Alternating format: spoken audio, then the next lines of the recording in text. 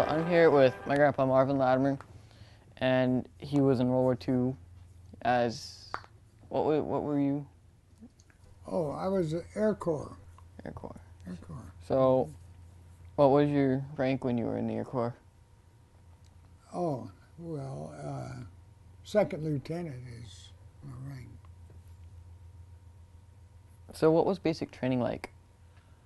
Oh, basic training was at Wichita Falls, Texas, out on the prairie. Obstacle courses, runs, and close order drill, mean sergeants. Wake up in the morning and you could see your outline on the pillow where the dust covered the pillow. But it was all right. That was basic. So what was your drill sergeant like? Drill sergeants? Yeah. Oh, he was meaner than cat guts. So when did you enter the service? I entered in, well, the day after the Japanese bombed Pearl Harbor. The day after, so that would have been December. December the 8th, Yeah. 1941. I was in Los Angeles, California, playing tennis when they bombed Pearl. And that was on a Sunday. The next day we formed up at the post office and I enlisted in the Air Corps. How did you feel about Pearl Harbor when the Japanese attacked it? Oh, it was terrible because I lost 14 buddies in the class just ahead of me in high school. They enlisted in the Navy and went on the same ship, Arizona, and they went down. So why did you join the service? Oh, I joined the service. I was at the age where I thought that was the only thing to do. We'd been attacked, and I loved my country, and I figured there'd be excitement eventually to it. Do you still have any items or artifacts from the war when you went to serve? Oh, I don't have anything like that, just pictures and all my uniforms and medals, and they've all went to show and tell over the years from kids like you. Do you remember any certain medals that you got? The Good Conduct Medal. What kind of medal is that? Like, Well, that is if you saluted the officers while you got the medal. so what kind of friends did you make in the service or in basic training? Oh, the Air Force is a little different than the other services because you don't have any permanent friends. You're taken in the Air Corps, you go to basic, some wash out, you go to CTD, which is college, and some wash out. So you really don't establish permanent friends like in the infantry. It's that way in the Air Force. Until you get overseas in combat, then you would have some guys that you were with. But that wasn't typical of the Air Force. I had one good buddy, O'Hearn, and I was the officer of the day, and we just got a weekend pass after we had PT, and then we had a pass. We had to be in on Sunday at 12 o'clock because we had to parade all afternoon. But anyway, Saturday night, some of the cadets got to go out. And O'Hearn was Irish, and he'd always come in drunk. So I'd have to slip him into the girls' dorm where we were barracks. And he was about the only close buddy I had. He was from the artillery, and during the Battle of the Bulge, he went back. But that was a close friend.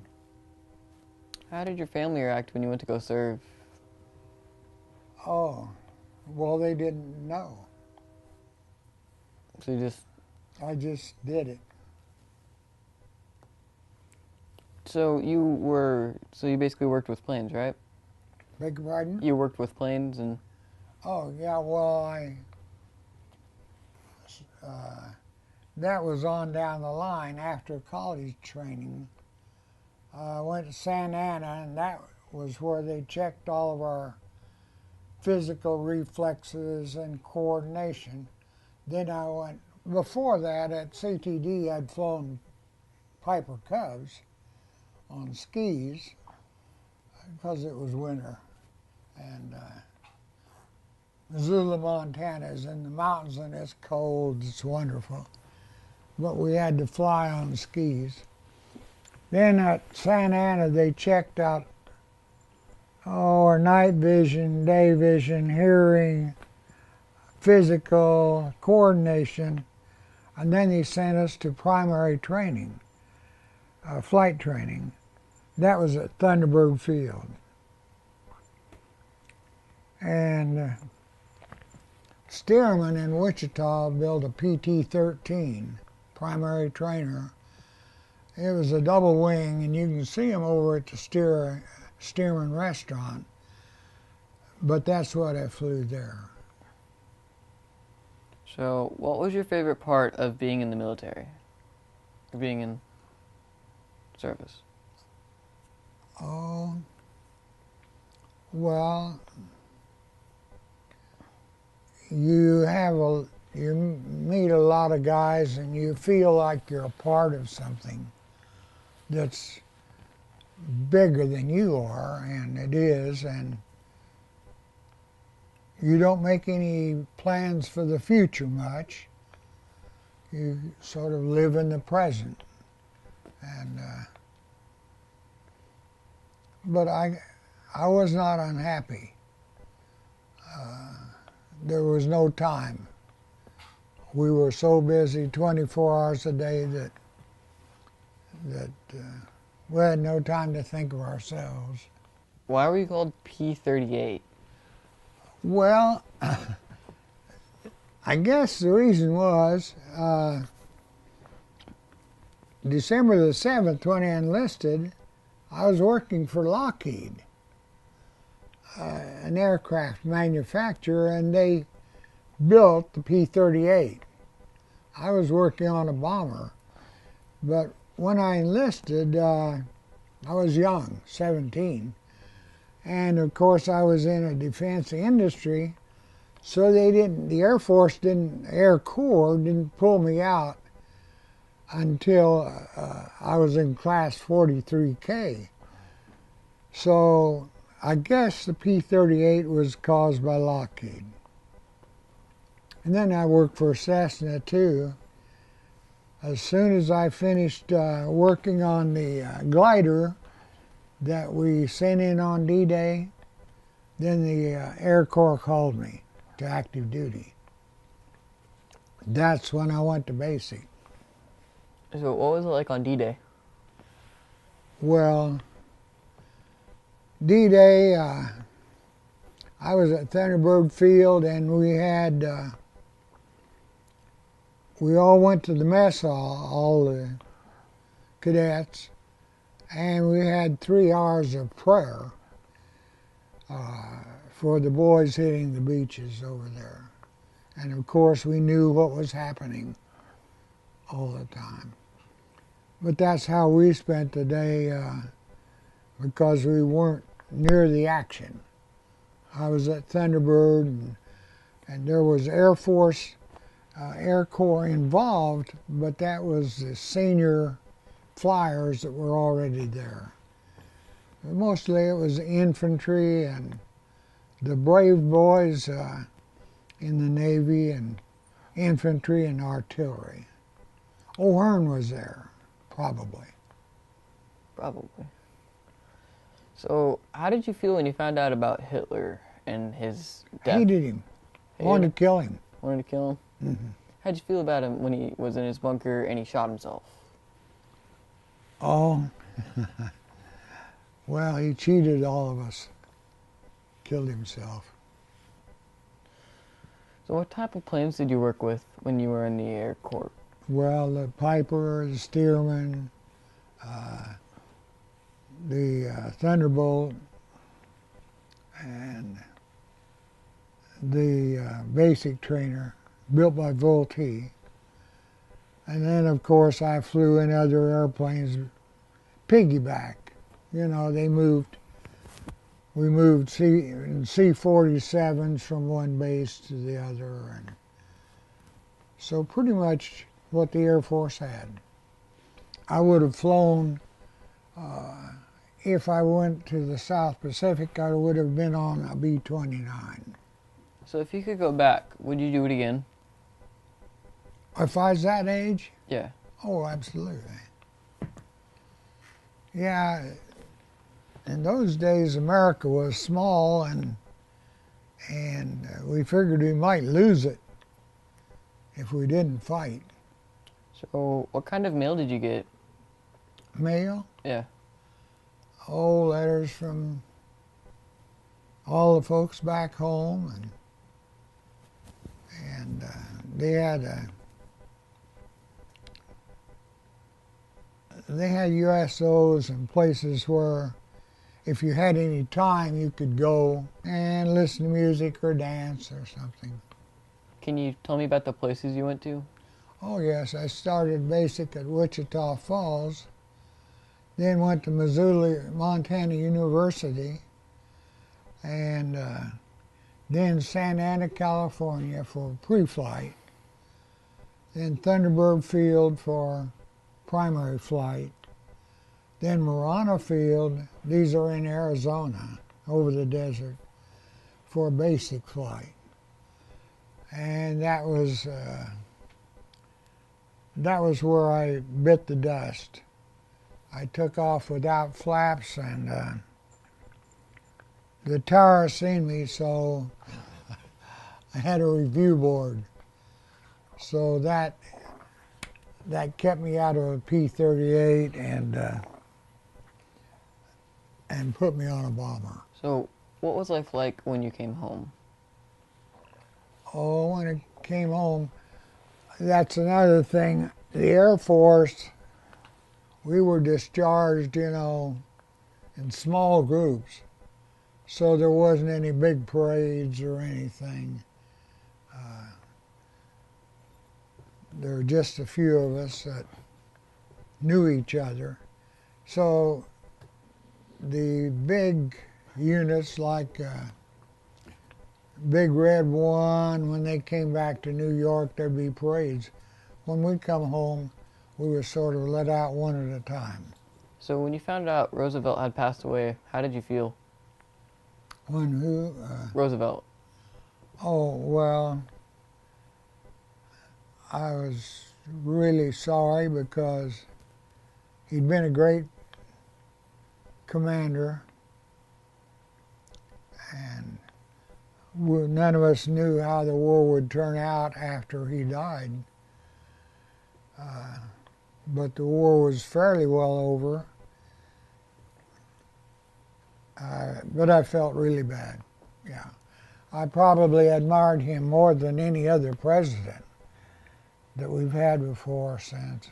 How did you feel about Truman when he, or not?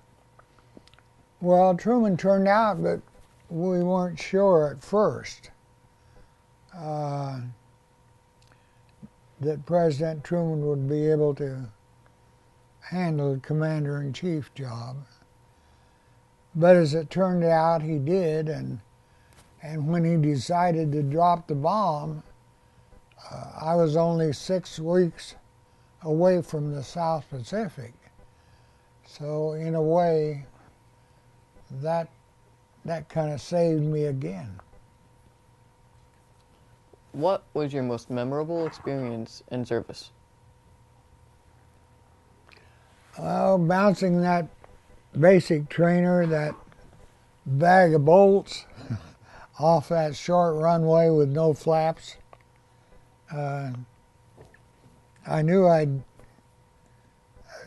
I knew I'd probably not make it, but I had enough lift to get up about 100 feet.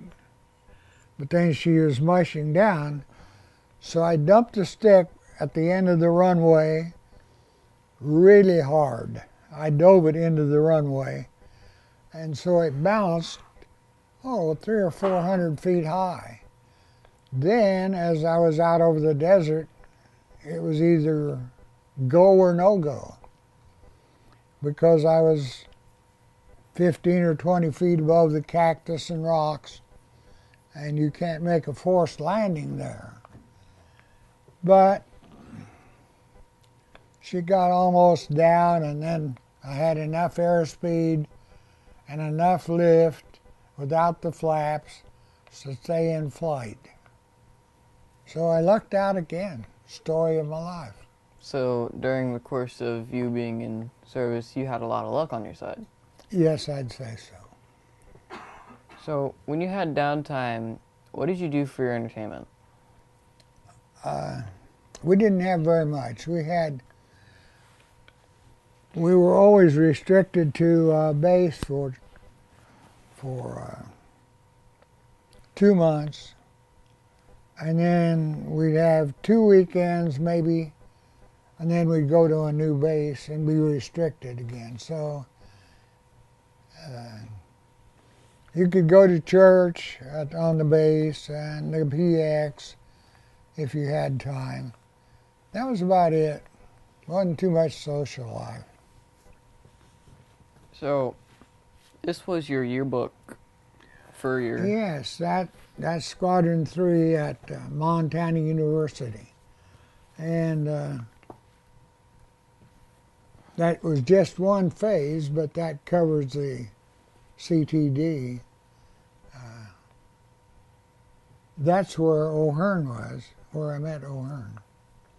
And it was fun there. We lived in a woman's dormitory, and it was pretty fancy.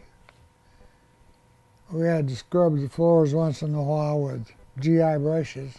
They were marble, but we still had to scrub them with GI brushes. And had to keep it pretty clean. They fed us good. And all the co-eds would line up. We paraded every night. And then on the weekend. So all the co-eds and the civilians would line up and watch us parade. What was your food like? Your rations? Oh, it was excellent. Was They it? fed us really well.